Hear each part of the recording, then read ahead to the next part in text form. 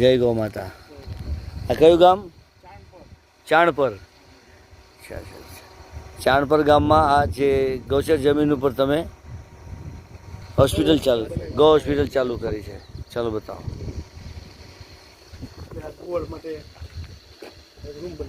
ગોવાળ માટે એક રૂમ બનાવ્યો. અત્યારે કેટલા સ્ટાફ છે? ગોવાળ આવ્યા છે? કોઈ રહે છે? કોઈ આવ્યા નથી, તો બધે પોતે જાતે જ મહેનત કરી છે. 6-7 સભ્યો છે.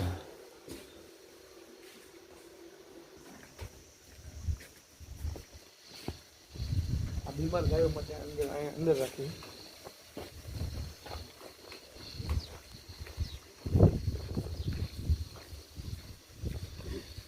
બીમાર ગાયો હોય ને એ અત્યારે હાલમાં અહીંયા રાખી છે.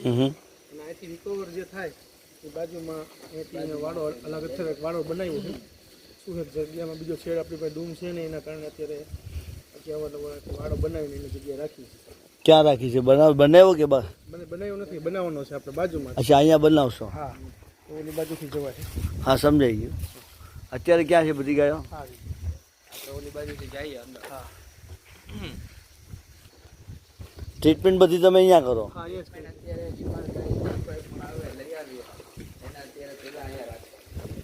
અહીંયા અમે ટ્રીટમેન્ટ કરીએ, અહીંયા રાખીએ, પછી અહીંથી ખવડાવી થોડીક એનામાં હિંમત આવે પછી અમે બાજુમાં શિફ્ટ કરો. શિફ્ટ કરીએ. અમે ત્યાં જે ડોમની જેવી કોઈ વ્યવસ્થા આપણે ત્યાં તડકો નહીં પડે એ લોકોને?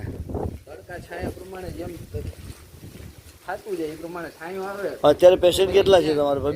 બે ત્રણ? 9 છે. 9 માંથી રિકવર થઈ ગયેલા છે અત્યારે હાલમાં 5 અને 4 છે.